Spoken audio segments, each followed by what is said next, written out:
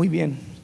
El tema que yo te quiero compartir, si por ahí van a tomar apuntes, yo le he titulado Un corazón en llamas. ¿Sí?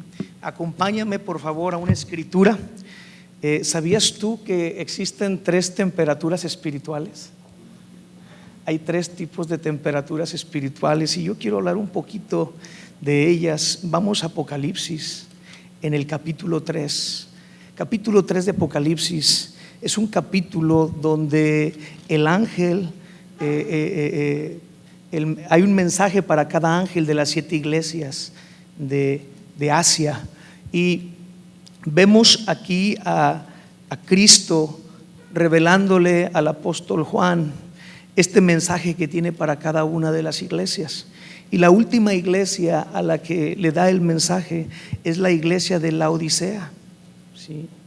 Y empieza diciendo así en el versículo 14 del capítulo 3 de Apocalipsis: y escribe el ángel de la iglesia en Laodicea: he aquí el amén, el testigo fiel y verdadero, el principio de la creación de Dios, dice esto: yo conozco tus obras, que ni eres frío ni caliente. Ojalá fueses frío o caliente, pero por cuanto eres tibio y no frío ni caliente, te vomitaré de mi boca. Aquí podemos ver nosotros en esta escritura estos 3 tipos de temperatura espiritual. Una podríamos decir que son los que están hirviendo, los que están calientes, aquellos que están en el fuego del Espíritu Santo. El otro tipo de temperatura serían los fríos, ¿sí? Aquellos que están fríos completamente. En Mateo 24, si mal no recuerdo, creo que el Señor Jesús dice que los corazones se enfriarán en los últimos tiempos. A ver, déjenme nada más, veo la escritura así rápido para… sí es en Mateo 24, y dice ahí el versículo 12: y por haberse multiplicado la maldad, el amor de muchos se enfriará. Y está hablando aquí de las señales de los últimos tiempos, este capítulo 24. Y el Señor Jesús está diciendo que en los últimos tiempos, por haberse multiplicado la maldad, y yo creo que conforme pasa el tiempo, vemos cómo se va multiplicando esa maldad allá afuera en la sociedad. No me negarán que la maldad se ha multiplicado en estos tiempos a como era hace 10 años. Lo que hoy vemos, lo que hoy se anuncia en la televisión y en los periódicos, pues habla de una mayor maldad. Y dice aquí, hay una advertencia de parte de nuestro Dios, que por multiplicarse esa maldad, el amor de muchos se enfriará. Entonces es otra condición también espiritual, de temperatura, los que están fríos, los que se pueden estar enfriando por estar viviendo en medio de esa maldad. Y la otra son los tibios, y es precisamente esta iglesia de Laodicea que ejemplifica ese tipo de temperatura, los tibios. Pero hay una advertencia muy especial en el versículo 16, cuando dice: por cuanto eres tibio y no frío ni caliente, te vomitaré de mi boca. Son palabras muy fuertes de parte de Dios para esta iglesia. La Odisea era una ciudad que se caracterizaba por sus riquezas. Era una ciudad rica, inmensamente rica, ¿sí? Allí se fabricaba también, en esta ciudad, un colirio especial, y se hacían cierto tipo de telas preciosas que eran muy cotizadas en el mercado. Entonces la ciudad de Laodicea era una ciudad rica. Al lado de la ciudad de Laodicea estaba la ciudad de Hierápolis. Y la ciudad de Hierápolis era una ciudad que se caracterizaba porque tenía manantiales de agua caliente, tenía baños termales, la ciudad de Hierápolis, y estaba ahí cerca de la ciudad de Laodicea. Y por el otro lado estaba la ciudad de Colosa, y la ciudad de Colosa se caracterizaba por tener aguas puras, pero bien heladas y frías. Entonces mira qué interesante, ¿no? Cómo Dios le habla a esta iglesia, a este ángel de la iglesia de Laodicea, de lo frío y de lo caliente, ¿verdad? Casi hablando de, mira, la ciudad de Hierápolis es caliente, y mira, la ciudad de Colosa es fría, pero tú que estás en medio eres tibio, Y ciertamente existían este tipo de ciudades con estas aguas. Aquí en México hay ciudades con aguas termales, ¿no? En San Luis he escuchado de lugares donde brota agua caliente. Inclusive si va mucha gente a meterse a ellos porque creen que son medicinales, ¿no? Que les ayuda a la salud. Creo que también aquí en García también creo que hay una Hierópolis, por ahí también hay aguas termales, ¿no? Y también hay lugares donde hay agua fría. Yo ahorita cuando estaba yo escribiendo esto, me acordé de mi servicio social. Yo soy médico de profesión y recuerdo que me fui a Zaragoza a hacer el servicio social. Creo que algunos de los que están aquí han ido a Zaragoza. Levanten manos, ¿quién ha ido? Bastante. Pueblo hermoso. Yo estaba enamorado de ese pueblo. A mí me gusta mucho el campo más que la ciudad. Pero Zaragoza tiene una característica muy interesante. El agua de donde se alimenta la ciudad es de un ojo de agua que nace en la sierra, nace en un cerro, nace en una montaña, ¿sí? Ahí están las famosas cascadas, lo que le llaman el Salto de Zaragoza, es el lugar turístico de ahí, como decir aquí la Cola de Caballo, pero allá todavía mucho más bonito. Y hay una caminata para llegar arriba donde nace esa agua. Esa agua pues ahí se entuba y se distribuye a todo el pueblo de Zaragoza. Pero tiene una característica muy especial esa agua, que sale a 14 grados centígrados de temperatura en cualquier época del año. O sea verano, sea primavera, sea invierno, otoño, allí sale el agua a 14 grados centígrados. O sea, sale fría. No sé si tú te has bañado con un agua de 14 grados centígrados. Pero sale helada y de tal manera, tales características tiene esa agua que inclusive allá arriba tienen criadero de pescado. Crían la trucha. La trucha es un pez que requiere de agua fresca, agua fría. Entonces, como esa agua sale siempre a 14 grados centígrados, es ideal para la cría de peces. Y yo vivía ahí en el centro de salud, pues ahí es donde yo trabajaba y ahí tenía mi dormitorio y todo.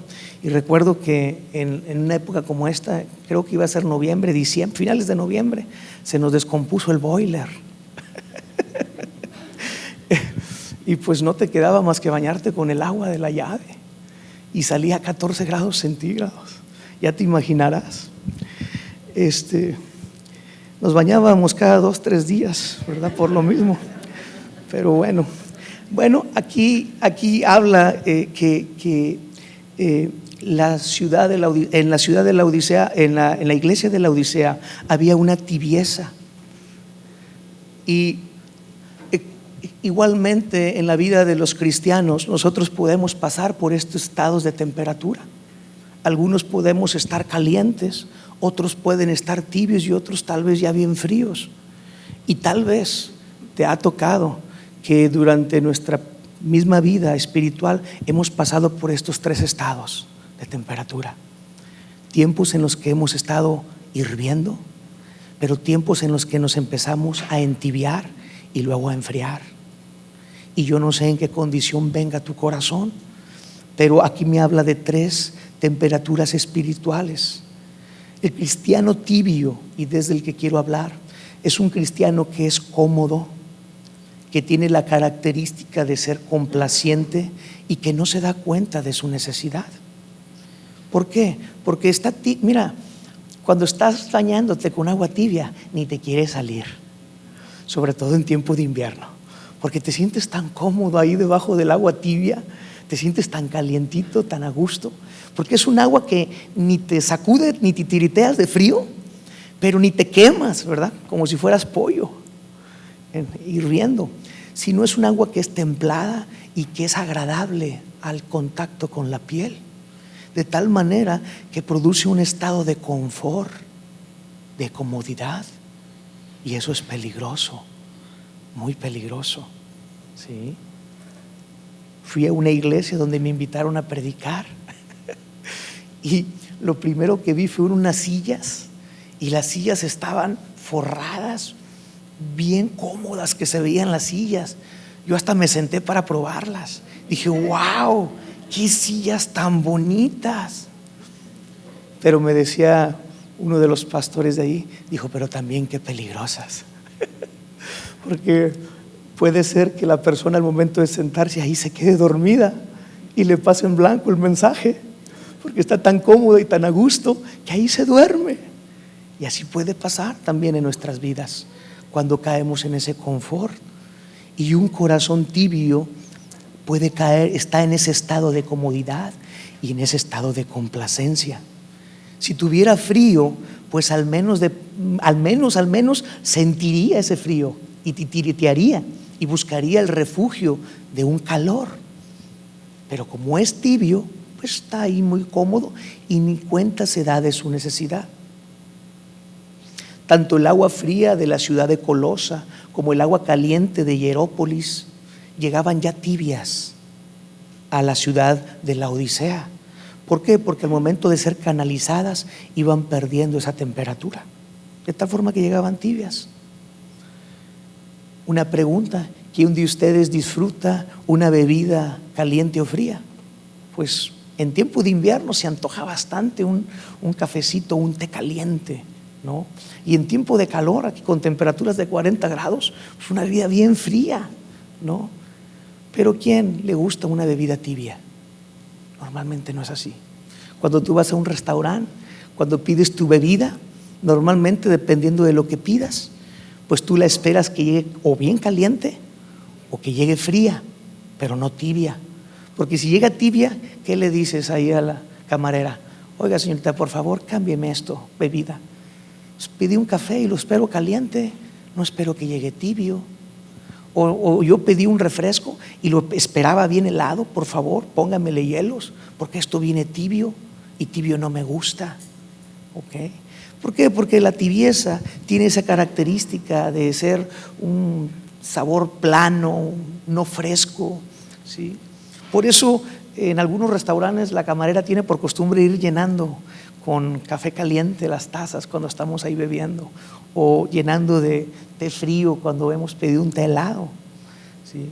Hay una ley en la termodinámica que es muy interesante y establece que un sistema cerrado con el tiempo se va moderando de tal manera que deja de producir energía, ¿sí?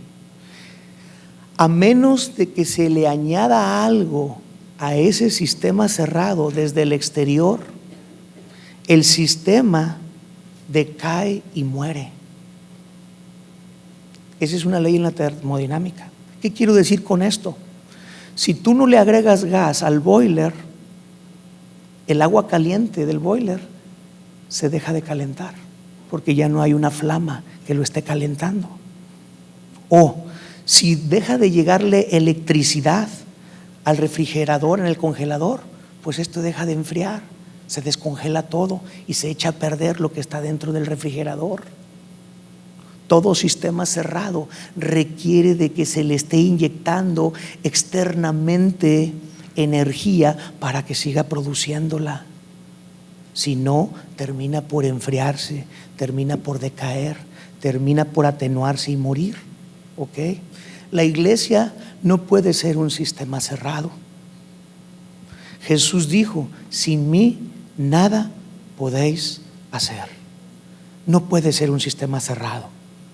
La iglesia, cuando se encierra en sus cuatro paredes, se vuelve un sistema cerrado. Y no nos sorprenda que se vuelva una iglesia tibia por encerrarse en su cascarón. La iglesia tiene que ser un sistema abierto. Y gloria a Dios por aquellos ministerios que tenemos en Amistad de Monterrey, que tienen la misión de ir afuera. Esos comedores que están ahí en La Fama, con Clemens, ¿sí? Con Homero, Pan de Vida, con Rafa Aguirre, lo que son Risas de Vida, y todos los ministerios que están dirigidos a extender el reino de los cielos. Gloria a Dios por ello. Y hay que participar, aprovecho el comercial, para estar metiéndonos en estos sistemas. Porque si yo me quedo dentro de un sistema cerrado, entonces corro el riesgo de que yo me entibie. ¿sí? Yo dudo de que Clemens, que está aquí, tenga un corazón tibio. El hecho de estar allá con el amén en la boca y Señor, a ver de dónde suples el día de hoy para dar de comer, te mantiene hirviendo, te mantiene caliente. ¿A poco no, Clemens? Yo quiero que veas junto conmigo algunos ejemplos en la Biblia de corazones tibios para reforzar un poquito más esto. Mira, vamos a ver el ejemplo de Jehú en Segunda de Reyes. En Segunda de Reyes, capítulo 10, nosotros vemos la historia de Jehú. Jehú es rey de Israel y Jehú extermina la casa de Acab. Acab había sido un rey muy perverso. ¿Se acuerdan ustedes de Acab? Acab se había casado con Jezabel, ¿verdad? Acab fue famoso por su esposa, por Jezabel. Bueno, a través del profeta Elías, Dios había dictado un juicio en contra de Acab y de toda su casa, que iba a ser exterminado, toda su parentela, no iba a quedar nada con vida. Y es Jehú, precisamente este rey, quien cumple con esa profecía que Dios dio a través de Elías a la casa de Acab. Y dice el versículo 30 del capítulo 10: y Jehová dijo a Jehú: por cuanto has hecho bien ejecutando lo recto delante de mis ojos, e hiciste a la casa de Acab conforme a todo lo que estaba en mi corazón, tus hijos se sentarán sobre el trono de Israel hasta la 4ª generación. Y aquí vemos una bendición que Dios está extendiéndole a Jehú y le está diciendo: pues muy bien, Jehú, puesto que has hecho lo recto delante de mis ojos y has cumplido con aquella profecía que di a la casa de Acab. Y le promete que sus hijos se sentarán en su trono hasta la 4ª generación. Y parece que la película va muy bien hasta allí, pero luego lees el versículo siguiente y fíjate lo que dice. Dice el versículo 31: mas Jehú no, ¿qué dice? Cuidó de andar en la ley de Jehová, Dios de Israel, con todo su corazón. Ni se apartó, dice allí, de los pecados de Jeroboam, el que había hecho pecar a Israel. Vemos entonces un rey que no tiene un corazón perfecto para con Dios. Dice que no anduvo en la ley de Dios con todo su corazón. Y ese es un corazón tibio, ¿sí? Un corazón que parte le cree a la palabra y parte pues no le cree, ¿sí? Cuando lee Malaquías, cuando dice de dar los diezmos, ahí no le cree. y es un hombre que parte cree y parte no cree. Parte cumple con la palabra y parte no la cumple, ¿sí? Anda con un pie aquí y un pie allá. Y vemos entonces la característica de un rey que era tibio. Y dice el versículo 32: en aquellos días comenzó Jehová a cercenar el territorio de Israel y lo derrotó a Hazael por todas las fronteras. Qué interesante, ¿no? Que después del versículo 31, que habla de una característica tibia de este rey, el versículo 32 me dice que los enemigos empezaron a ganarle. Dios vomita a los que son tibios. Y de alguna manera este cercenar el territorio de Israel es una sentencia de esa expulsión, de ese vómito por la tibieza del corazón de un rey como lo era Jehú.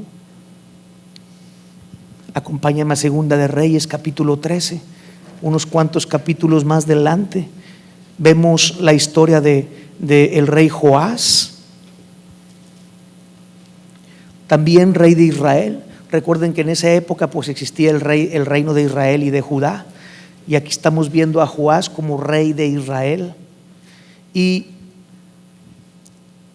en este pasaje de Segunda de Reyes capítulo 13 podemos ver que este rey Joás, desde el versículo 14, va y visita a Eliseo. Eliseo ya está enfermo de la enfermedad que está de la cual va a morir.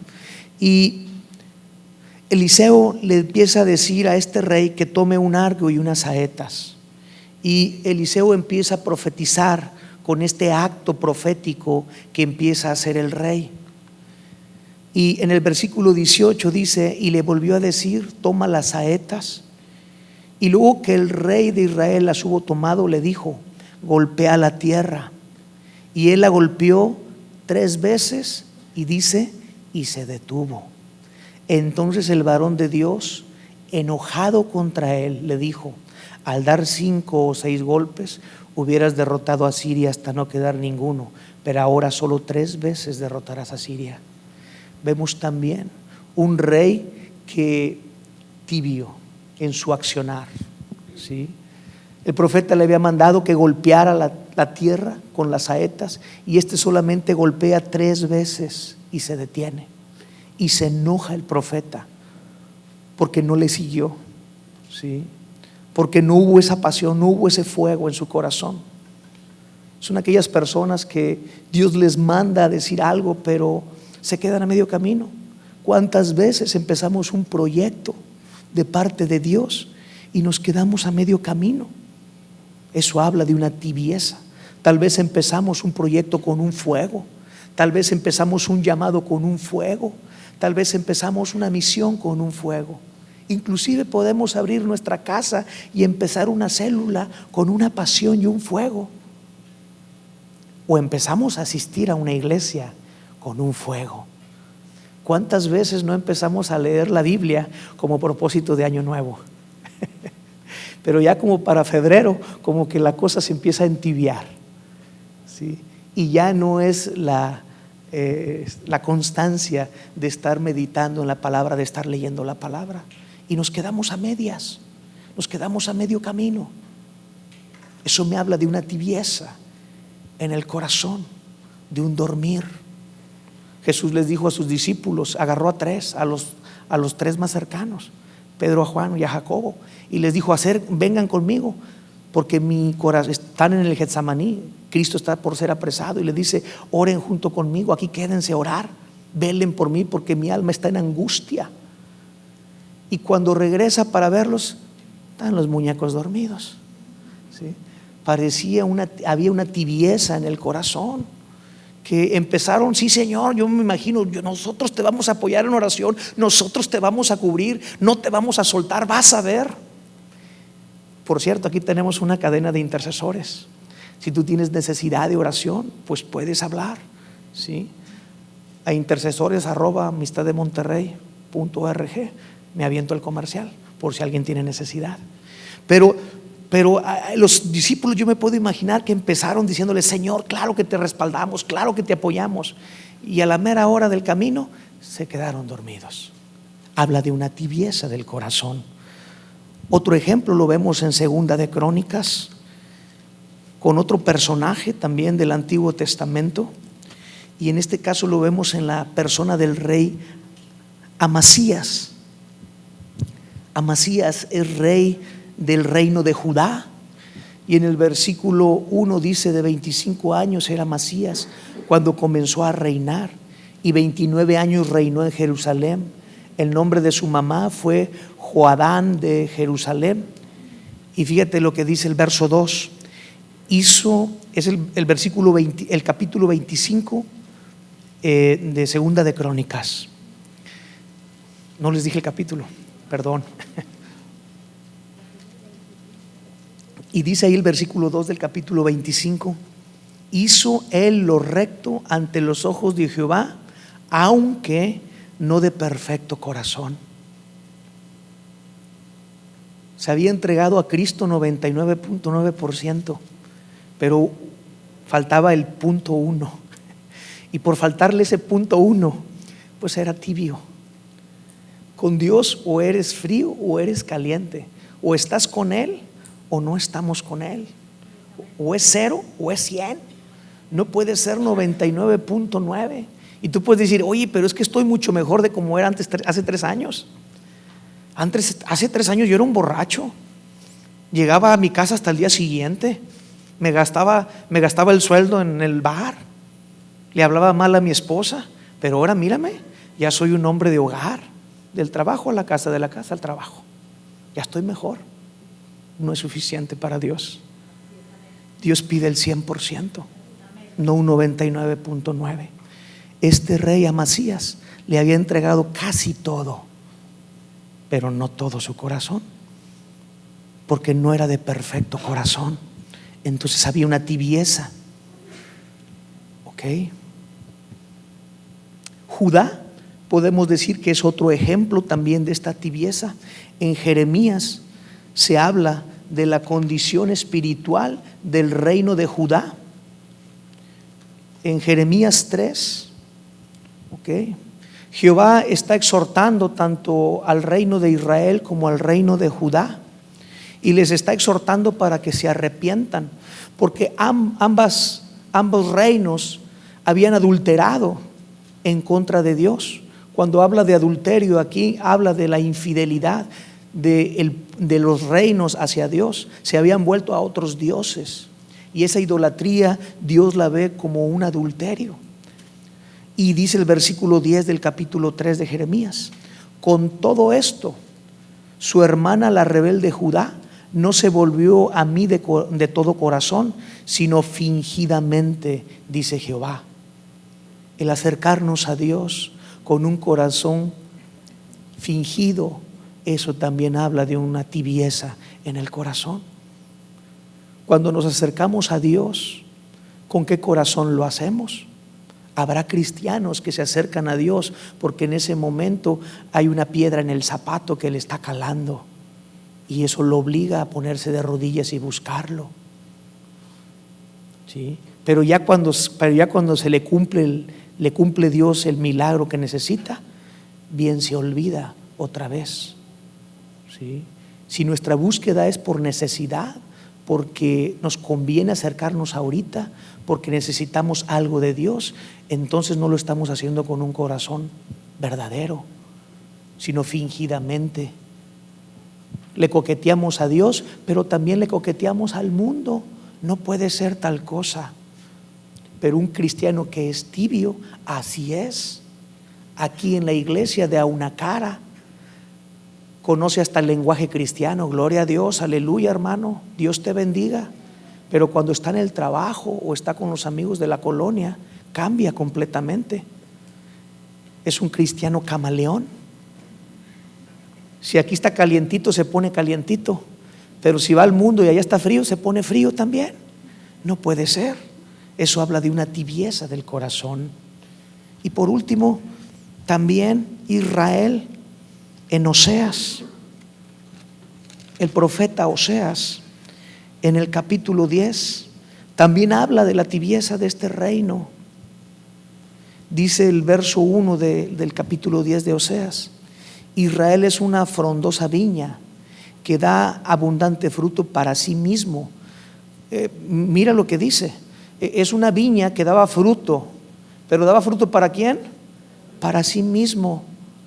Somos llamados a dar fruto en Cristo Jesús, ¿sí?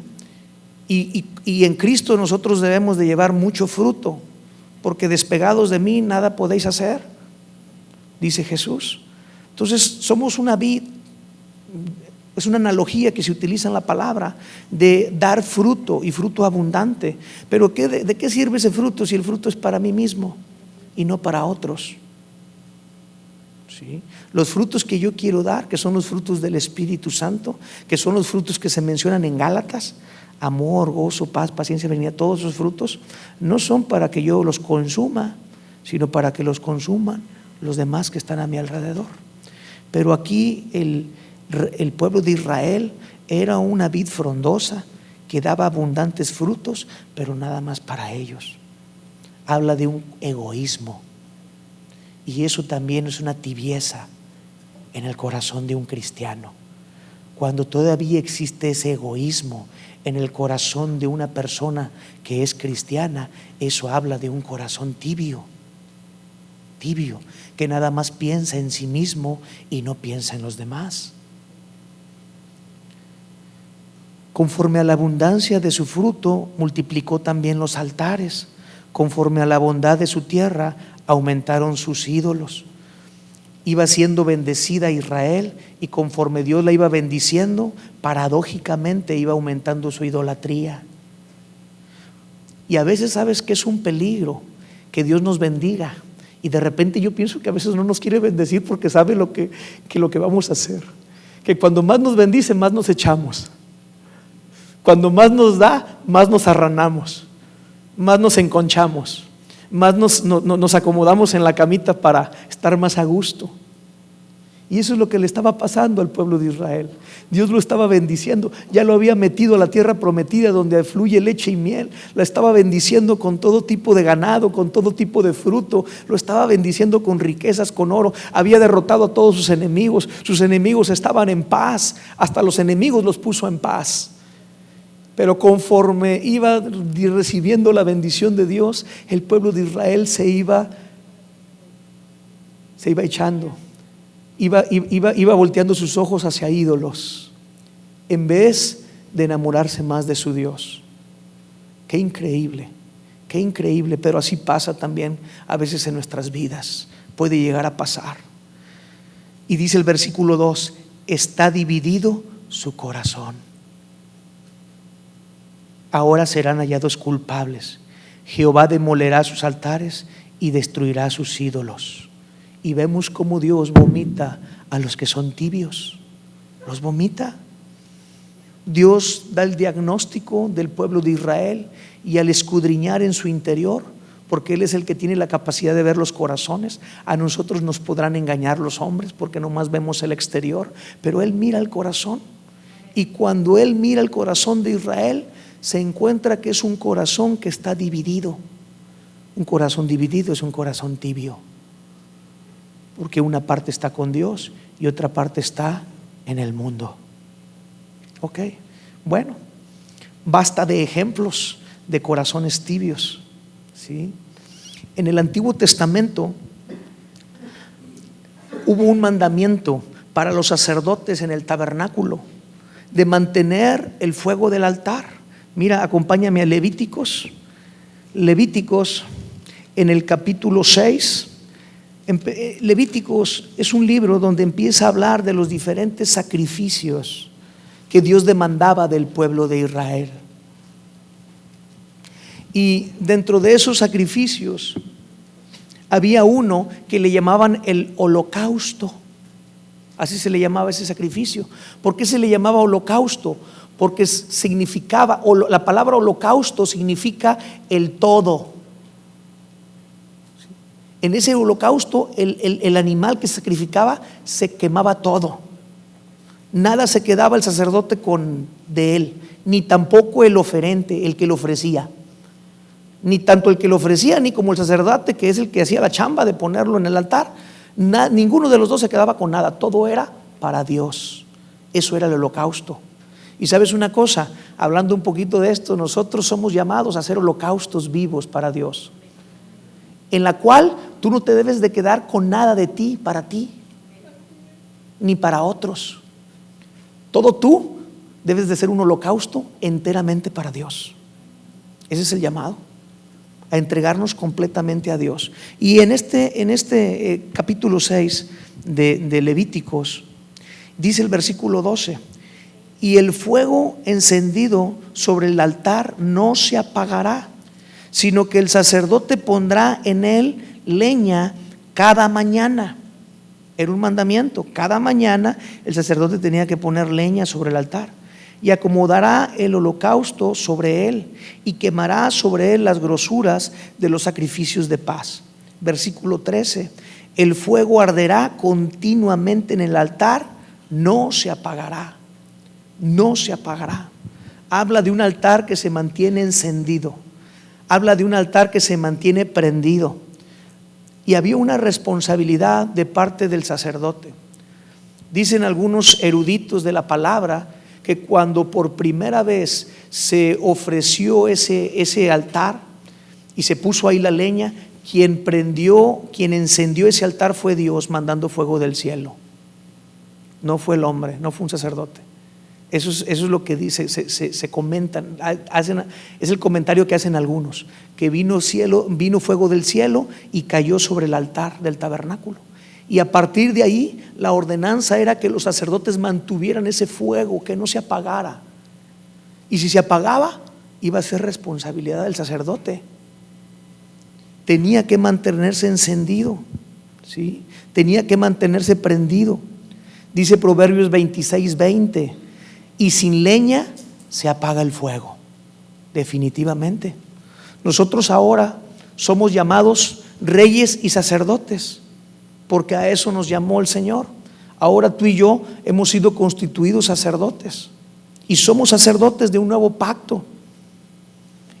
Y tenemos el mismo mandamiento que se le dio a los sacerdotes del Antiguo Testamento.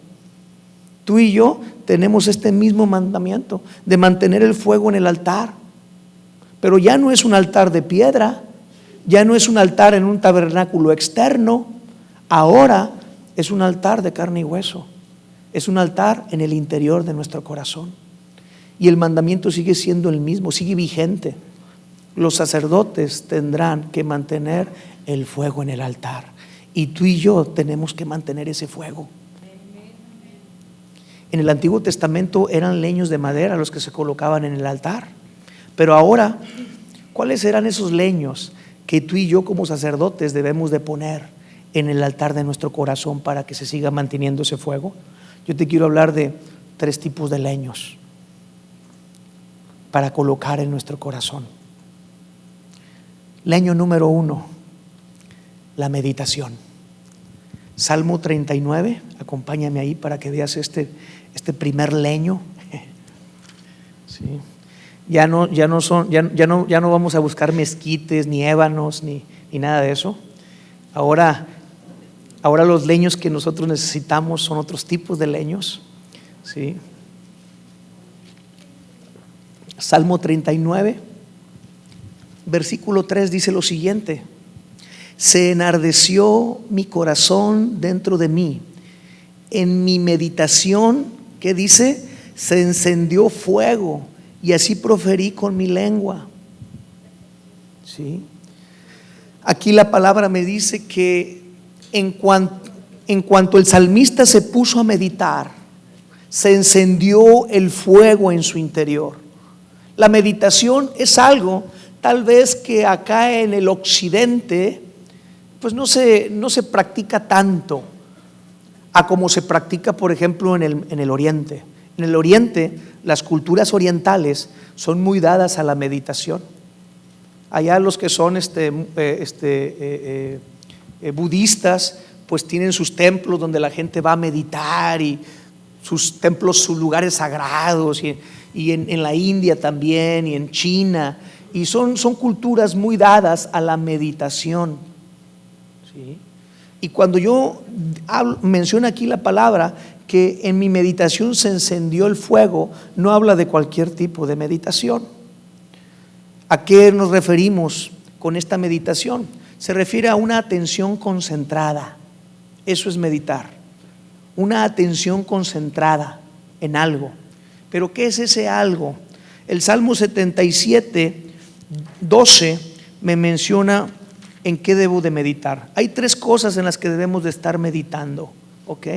Dice el Salmo 77:12: meditaré en todas tus obras y hablaré de tus hechos. ¿Sí?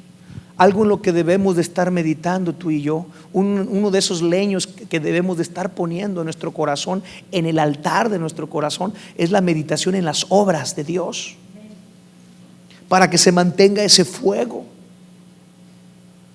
Porque podemos meditar en muchas cosas, pero lo que mantiene el fuego es la meditación en las obras de Dios, no en las obras del mundo, ¿sí? No en las obras que nosotros hayamos hecho en nuestra carne, sino en la meditación de los hechos poderosos de Dios. El Salmo 77, la primera parte del Salmo 77, habla de cómo el salmista se está quejando y dice que su espíritu desmayaba, no pegaba sus ojos, estaba todo quebrantado, ¿sí? Y estaba angustiado este salmista, y empezó a cuestionarse si Dios los había desechado para siempre, verso 7, y si nunca más se volvería a acordar del propósito, del ser propicio para ello, empezaba a cuestionarse si la misericordia de Dios se habría acabado, sus promesas habían cesado, si Dios se había olvidado de tener misericordia de ellos.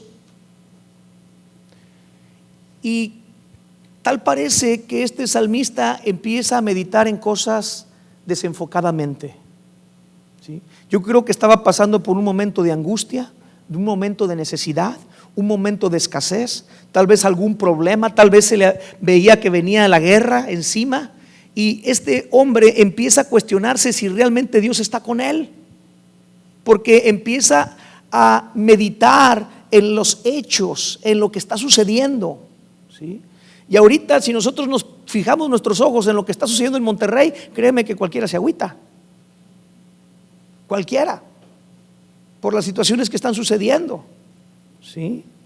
Pero dice el versículo Dios, dije, enfermedad mía es esta. Claro, cuando uno está meditando en las cosas negativas, pues empieza a volver una enfermedad para uno mismo. Y en vez de que nuestro corazón se mantenga caliente, empieza a entibiarse, y un corazón tibio empieza a cuestionar si realmente Dios estará de mi lado. Y empieza uno a dudar, empieza uno a pensar que a lo mejor Dios ya me dejó, ya me abandonó. Y luego dice el versículo 10 a la mitad, traeré pues a la memoria los años de la diestra del Altísimo. Se da cuenta que su perspectiva, su meditación está mal, y dice, ¿sabes qué? Espérame, cambio, voy a enfocarme en lo que sí. Ya voy a dejar de enfocarme en lo trágico, en lo que estoy viendo, en la necesidad, en los problemas. Ahora me voy a enfocar en el Dios que tengo. Y dice, me acordaré de las obras de Jah, sí, haré yo memoria de tus maravillas antiguas, meditaré en todas tus obras y hablaré de tus hechos. Oh Dios, santo es tu camino, que Dios es grande como nuestro Dios, tú eres el Dios que hace maravillas. Y empieza este salmista a cambiar su manera de pensar y a enfocarse correctamente, y entonces su corazón se empieza otra vez a encender, porque empieza a meditar en las obras de Dios. Cuando tú te sientas angustiado, atribulado, con algún problema que está llegando a tu vida, a tu familia, haz este ejercicio. Empieza a meditar en lo que Dios ha hecho en tu vida, y vas a ver cómo tu corazón se va a volver a encender. Y vas a decir como este salmista, tú eres el Dios que hace maravillas. Y cuando lo empieces a glorificar, vas a ver cómo ese problema va a caer, y ese gigante va a ser tumbado en el nombre de Jesús, porque de ti van a empezar a salir palabras calientes, vas a empezar a salir fuego, y vas a empezar hasta a profetizar en fuego, y ese gigante va a caer, que te tribulaba, que te atormentaba. ¿En qué más tengo que meditar? Salmo 104, versículo 34, dice, dulce será mi meditación en él, yo me regocijaré en Jehová. La meditación en él, en su persona. Algo en la que también tenemos que estar meditando es en Dios, en él, en su carácter, en quién es Dios, ¿sí? A veces ya damos por hecho cosas de Dios, pero Dios, entre más meditamos en Dios, más nos maravillamos. ¿Sabes tú?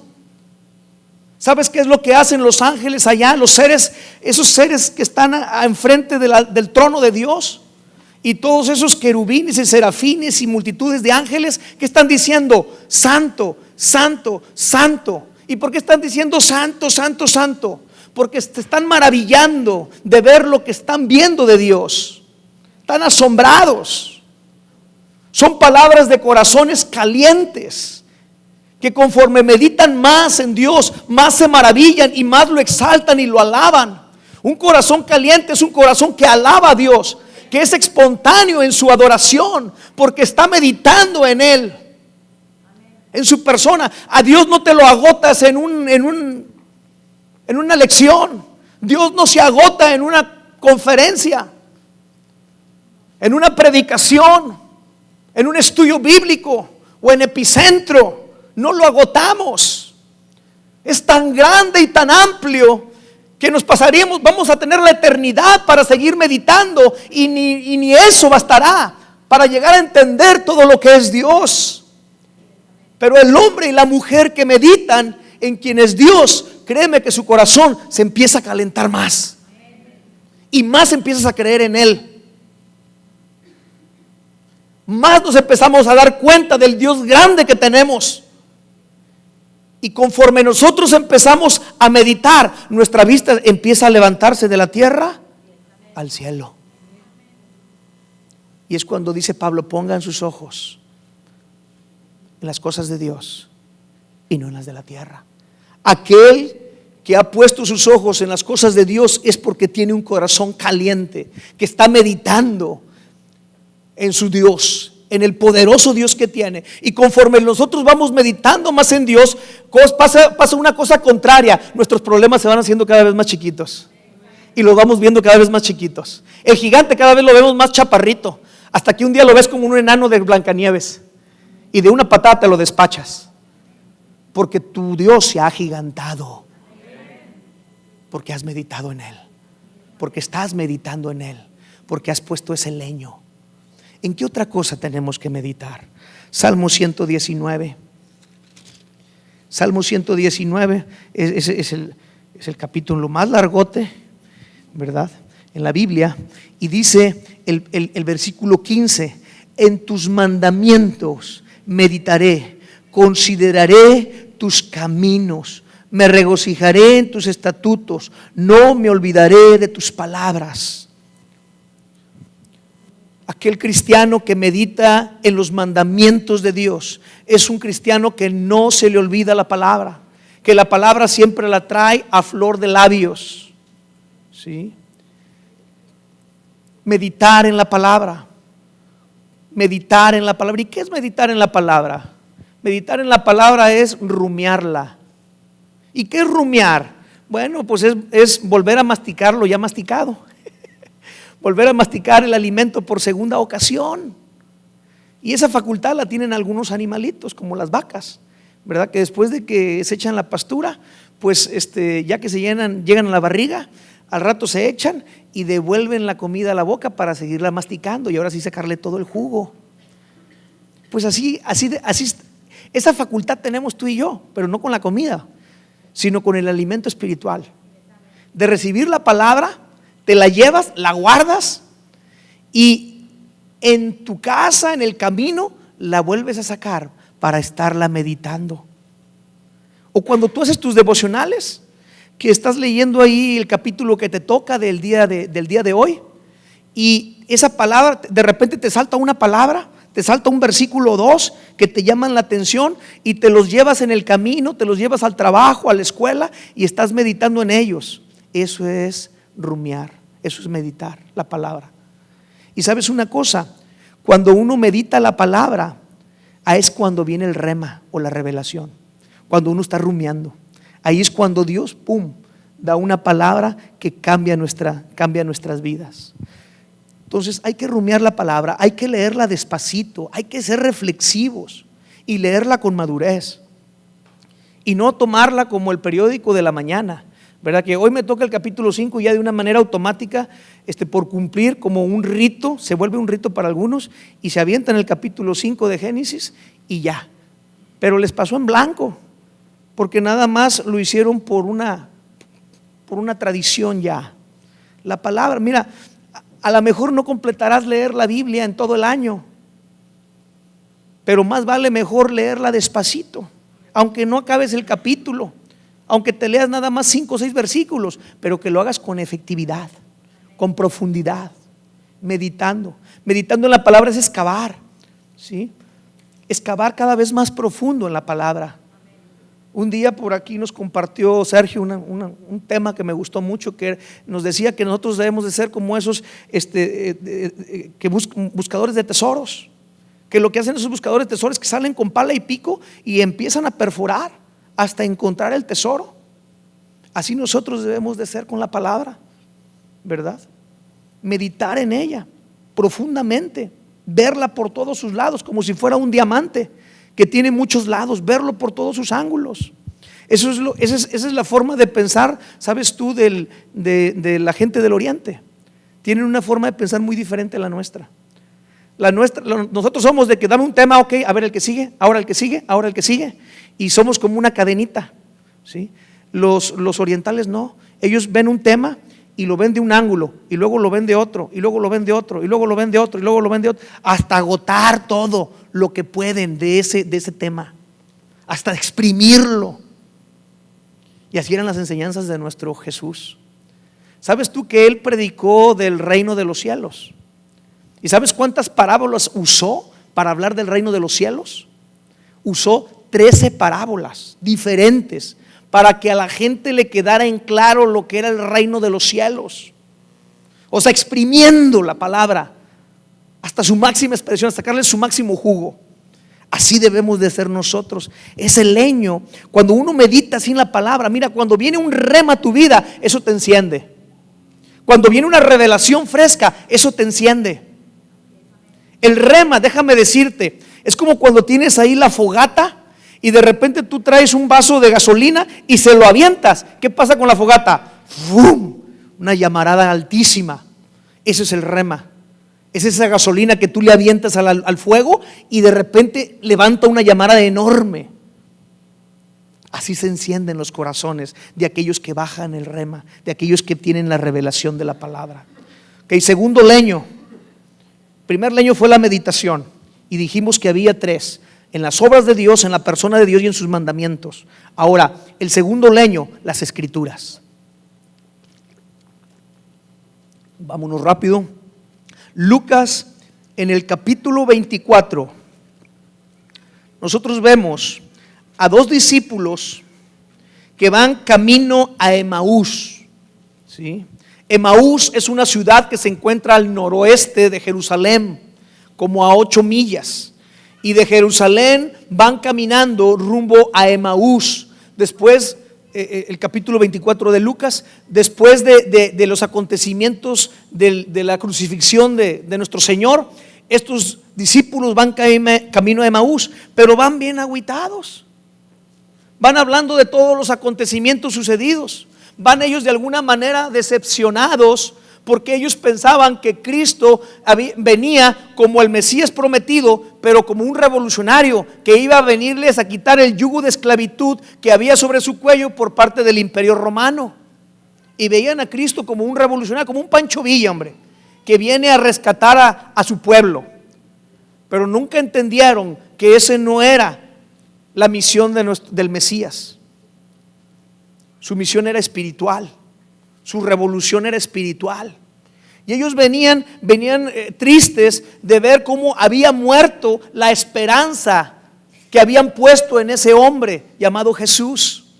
Y de repente dice que se aparece Jesús, pero ellos no lo pudieron ver porque tenían velados sus ojos. Y Jesús empieza a hablar con ellos y les dice: pues ¿de qué están platicando, muchachos? Y le dicen: pues ¿qué, tú eres el único que no sabes lo que ha sucedido aquí? Como si Cristo no supiera. Les dice: ¿de qué se trata aquí la cosa? Y entonces ellos le empiezan a explicar. Y dice ahí más adelante, esto lo vemos desde el versículo 13 hasta el versículo 35, esta historia de estos discípulos de Emaús. Y empieza Cristo en el versículo 27, dice: y comenzando desde Moisés y siguiendo por todos los profetas, les declaraba en todas las escrituras lo que de él decían. Llegaron a la aldea a donde iban, y él hizo como que iba más lejos, mas ellos le obligaron a quedarse diciendo: quédate con nosotros porque se hace tarde y el día ya ha declinado. Entró pues a quedarse con ellos, y aconteció que estando sentado con ellos a la mesa, tomó el pan y lo bendijo, lo partió y les dio. Entonces, dice el versículo 31, le fueron abiertos los ojos y le reconocieron, mas él se desapareció de su vista. Y se decían el uno al otro, versículo 32, ¿no ardía nuestro corazón en nosotros mientras nos hablaba en el camino y cuando nos abría las escrituras? El segundo leño es cuando es las escrituras, cuando las escrituras son reveladas, ¿sí? Y aquí podemos ver cómo estos discípulos iban caminando en comunión con Cristo. Cristo iba hablando con ellos. Cristo les iba revelando las escrituras. Y conforme les iba revelando las escrituras, dicen ellos que su corazón se enardecía, se encendía el fuego en ellos. La fe viene por el oír. Dice allí Romanos 10:17. Y el oír la palabra de Dios. Esto explica por qué Jesús empieza a hablarle a estos dos hombres camino a Emaús. El problema de estos hombres no estaba en la cabeza, sino en su corazón. No entendían. Pudieron haber discutido el tema por días enteros y nunca caerles el 20. Lo que ellos necesitaban era una revelación fresca de la palabra de Dios. Una revelación fresca. Cuando Él les abre las escrituras, dice que al momento en que les abre las escrituras se le abren los ojos y empiezan a entender. Y se dan cuenta que Jesús, aquel que decían que estaba muerto, ahora está vivo. La clave para entender la Biblia, mis amados, es ver a Jesucristo en cada página de ella. Esa es la clave. Él no solo les estaba enseñando doctrina o profecía a estos dos discípulos. Jesús les estaba enseñando las cosas concernientes a Él mismo. Concernientes a Él mismo. Cuanto más recibimos la palabra de Dios, más vamos a querer comunión con el Dios de la palabra. El entendimiento del conocimiento bíblico puede llevarnos a tener cabezas grandotas, pero corazones tibios. Escucha, vuelvo a repetir. El llenarnos del conocimiento de la palabra, del entendimiento, puede llevarnos a tener cabezas grandes, pero corazones tibios. Sin embargo, recibir la verdad bíblica y caminar con el Salvador, eso da lugar a un corazón ardiente. ¿Sí? A mí me sorprende que Jeremy, mi concuño, me decía que en la universidad donde él estaba haciendo su maestría, había maestros teólogos que no creían en Dios, ateos. Tú dices, ¿cómo es posible? ¿Cómo es posible que un hombre que es teólogo, que es estudioso de la palabra, no crea en Dios? Pues sí, porque estaban llenando solamente sus cabezas de información, pero nunca llenaron su corazón de la verdad revelada, de lo que la Biblia habla. Y lo que la Biblia habla es de Jesús. Es de Jesús. Tercer leño para encender el fuego de nuestro corazón. Mateo 3:11, y con esto vamos a terminar. Mateo 3:11 dice: yo a la verdad os bautizo en agua. Está hablando aquí el bautista con la gente. Y dice: yo a la verdad os bautizo en agua para arrepentimiento, pero el que viene tras de mí, cuyo calzado yo no soy digno de llevar, es más poderoso que yo. Él os bautizará en Espíritu Santo y fuego. El bautismo del Espíritu Santo es el tercer leño que nosotros necesitamos en nuestra vida. Hemos sido bautizados en agua, qué bueno. Es un mandamiento de la palabra y hay que hacerlo, es una ordenanza para identificarnos con Cristo. Pero todos necesitamos el bautismo del Espíritu Santo, ese bautismo de fuego. ¿A qué se refiere con este bautismo de fuego? La idea número 1 es la iluminación. El destello de una llama lanza una luz en medio de las espesas obscuridad, alumbrando los rincones más oscuros. La llama del faro guía a los barcos cuando van en alta mar. Guían a un viajero a su destino. En el fuego hay luz y hay guía. Y nosotros hemos sido llamados a ser luz de las naciones, a ser luz y ser guías. Jesús es el faro que guía a la humanidad a la verdad, y es quien dirige a toda la humanidad al hogar de Dios. Y nosotros debemos de hacer lo mismo. Por ello necesitamos de ese bautismo del Espíritu Santo para hacer ese fuego, para hacer esa luz, para hacer esos guías. Otra idea de este bautismo del fuego del Espíritu Santo es la idea de calor. Cuando Jesús llega a la vida de las personas, enciende los corazones, enciende el amor de Dios en cada uno de nosotros. Y es un amor, es un corazón ardiente por amor a Dios y por amor al prójimo. Va en ambas direcciones, vertical y horizontal. El cristianismo es la religión del corazón ardiente. Hablamos de calor. Y la tercera idea de este bautismo es la idea de la purificación. ¿Por qué? Porque el fuego lo que hace es purificar. Tú metes un metal dentro del fuego y lo que hace es purificarlo, saca la escoria, lo limpia. En una empresa donde yo trabajé, yo recuerdo que metían aluminio, chatarra. La chatarra la empresa la compraba a un precio muy económico, porque ya era desperdicio, cosa que se tiraba a la basura. Y de ahí de la basura lo sacaban y lo vendían, y se lo vendían a la empresa. Aplastada, arrugada, botes, canceles, un montón de cosas en aluminio que llegaba allí, varillas y demás. Y se metía al horno, y el horno se tenía que subir a 800 grados centígrados para que se fundiera, porque esa es la temperatura a la que se funde el aluminio. Y el hornero era experto, ya sabía a qué temperatura y cuánto tiempo tenía que pasar. Y lo que producía ese horno es que lo hacía un caldo. Y conforme se empezaba a derretir ese metal de aluminio, la escoria empezaba a flotar. Y había un proceso que se llamaba descorificación. Empezaban con una pala a sacar toda la escoria, todo lo que estaba sucio, todo lo contaminado, arriba quedaba, toda una nata, de tal forma que quedaba un caldo limpiecito.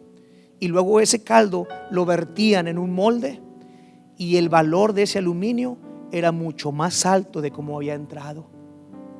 Todos estamos pasando por un horno. Tú y yo estamos en un horno. Esta vida es un horno, mi amado. Esta vida es un horno, y el hornero se llama Cristo. El hornero se llama Espíritu Santo. Y Él sabe, mira, cada uno somos metales de diferente especie.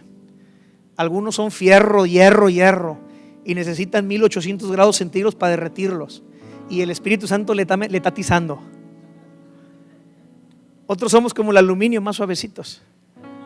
Con 800 grados tenemos. Como dijo un pelado, yo con una cachetada tengo. No necesitan dispararme. ¿Sí? Y el Espíritu Santo sabe qué dosis darle a cada quien, porque sabe la característica, la naturaleza que traemos.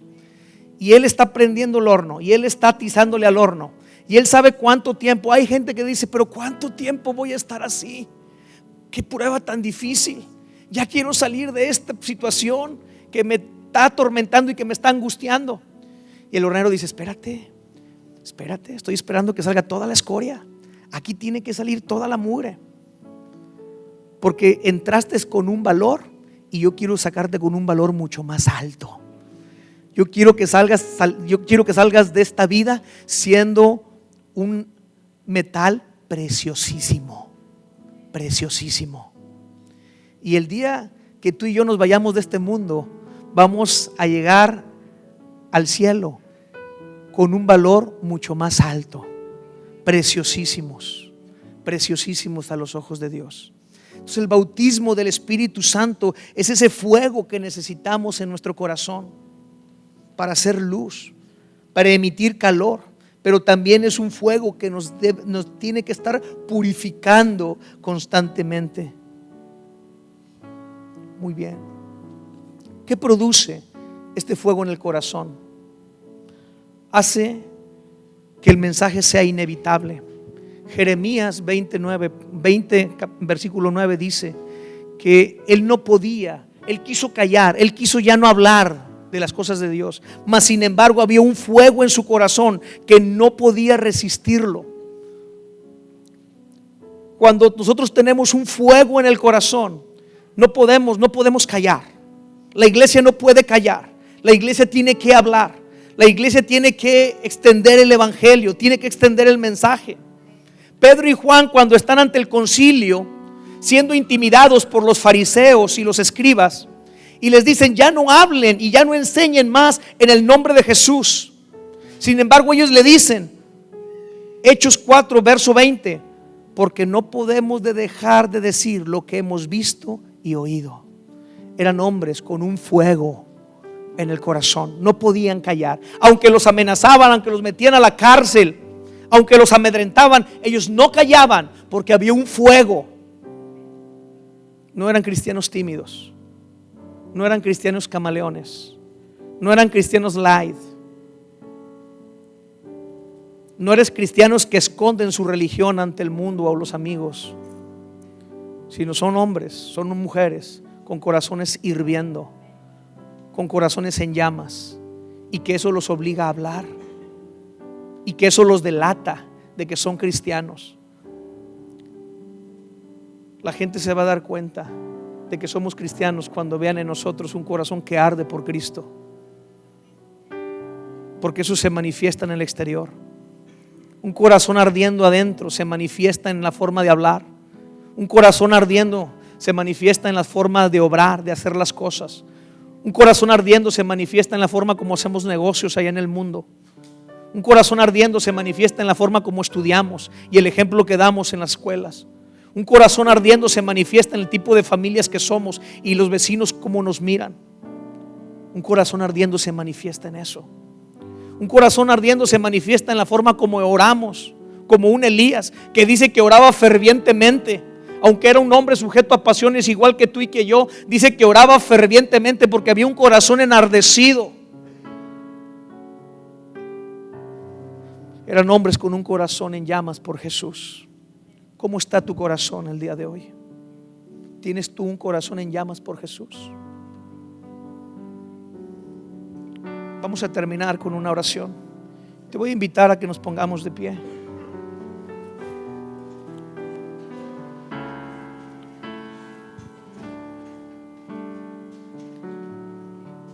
Quiero preguntar, ¿hay alguien que nos visita por primera vez el día de hoy aquí? Levante su mano, o todos son de casa. Bienvenido. ¿Hay alguien más que nos visita por primera vez? Okay. Bienvenida. Muy bien. Quiero que cierres tus ojos un momento allí.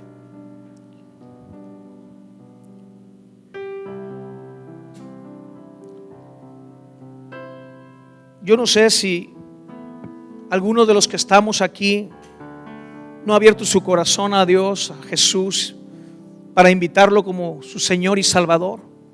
Pero si tú eres uno de ellos y tú anhelas en esta mañana recibir a Cristo en tu corazón, yo te pido que me lo indiques con tu mano arriba. Si hay alguno aquí que no ha recibido a Cristo en su corazón y quiere hacerlo para recibir este fuego en su corazón, levante su mano. Si todos ya hemos recibido a Cristo, yo quiero orar por ti.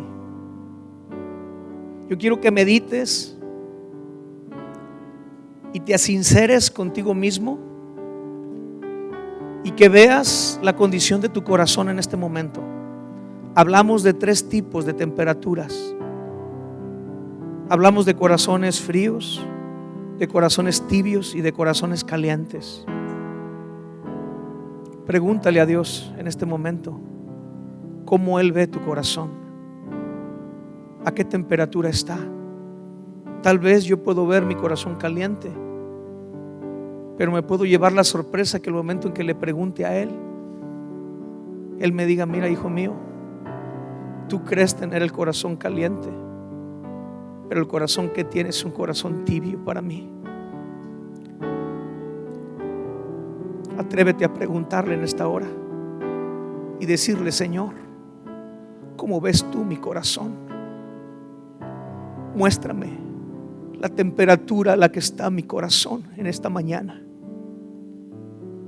¿En qué condición me estoy presentando delante de ti? Y que sea el Espíritu Santo que te muestre esa realidad, así como se lo mostró a la iglesia de la Odisea.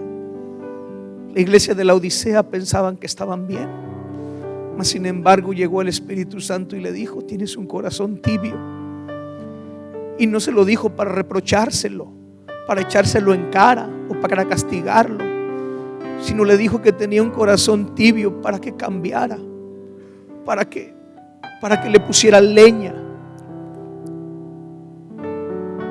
Yo no sé cómo está tu altar de tu corazón, si hay leña suficiente o no, pero yo creo que hoy es un buen tiempo para avivar ese fuego que está en nuestro corazón. Si tú has recibido a Cristo en tu corazón hay fuego, en tu corazón hay una llama que está ardiendo, pero tal vez puede ser que esté apagándose por falta de leña. Tal vez ese fuego en mi corazón se está apagando por mi descuido como sacerdote de no poner leña. Tal vez porque no he meditado lo suficiente. Tal vez porque he meditado más en las cosas del mundo, en mis problemas, en mi situación, que en su persona. Tal vez porque he meditado más en lo que dice la televisión, lo que dicen las noticias, que en lo que dice su palabra.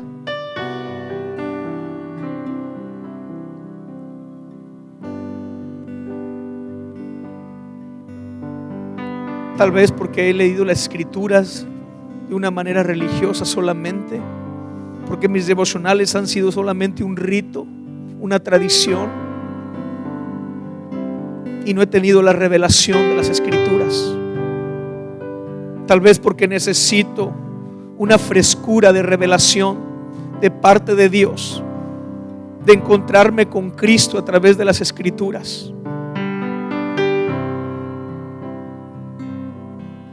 O tal vez porque falta el bautismo del Espíritu Santo.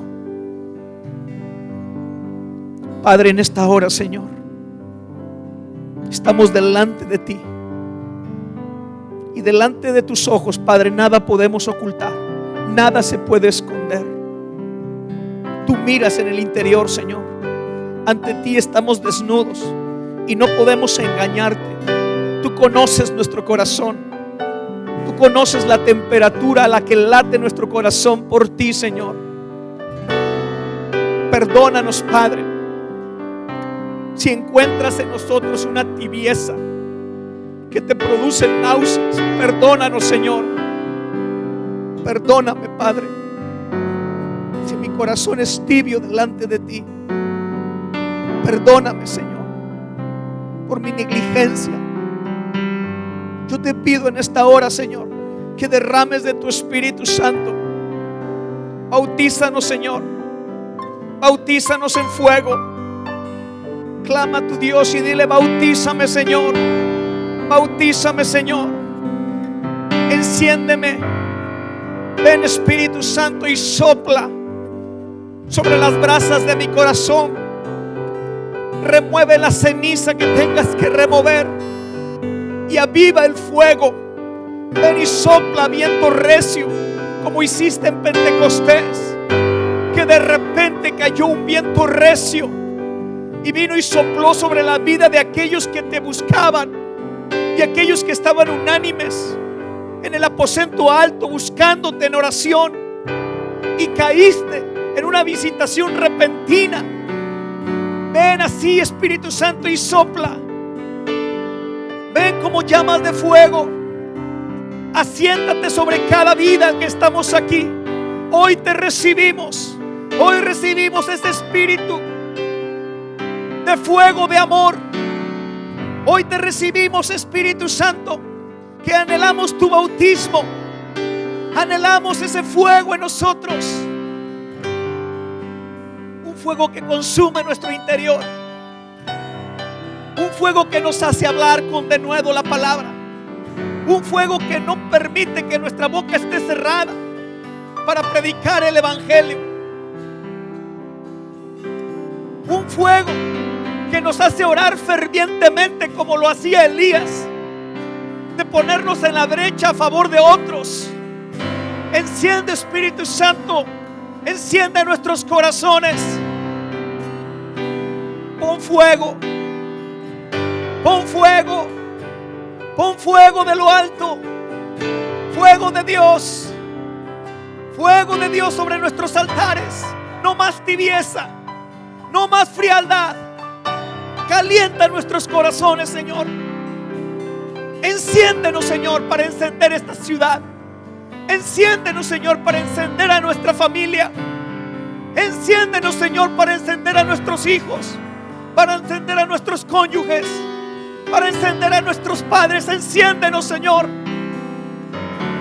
para encender nuestras escuelas, para encender nuestras empresas.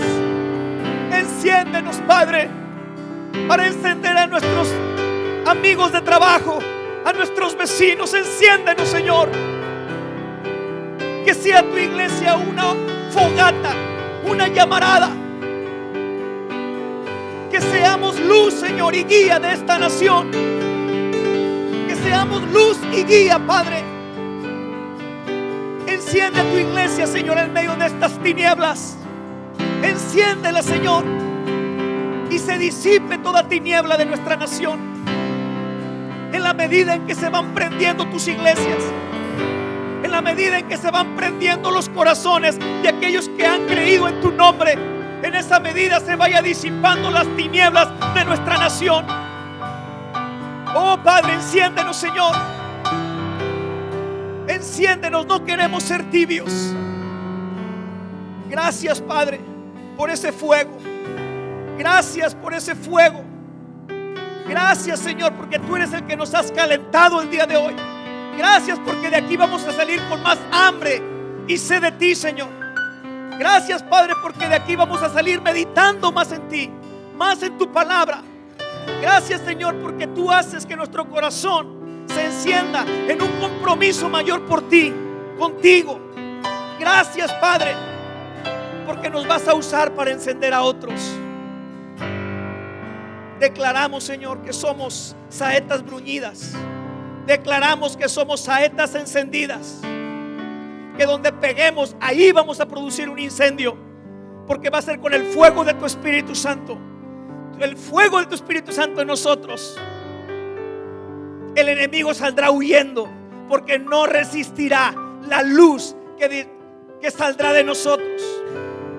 El Espíritu Santo en fuego, saliendo por nuestras bocas, saliendo en nuestras acciones, saliendo en nuestras actitudes. El enemigo no lo aguantará. Huirá de nuestras casas, huirá de nuestras colonias, huirá de nuestras escuelas, huirá de nuestros trabajos, huirá de nuestra nación. En el nombre de Jesús, por ese fuego, en el nombre de Jesús. Dale la gloria a Dios. Amén.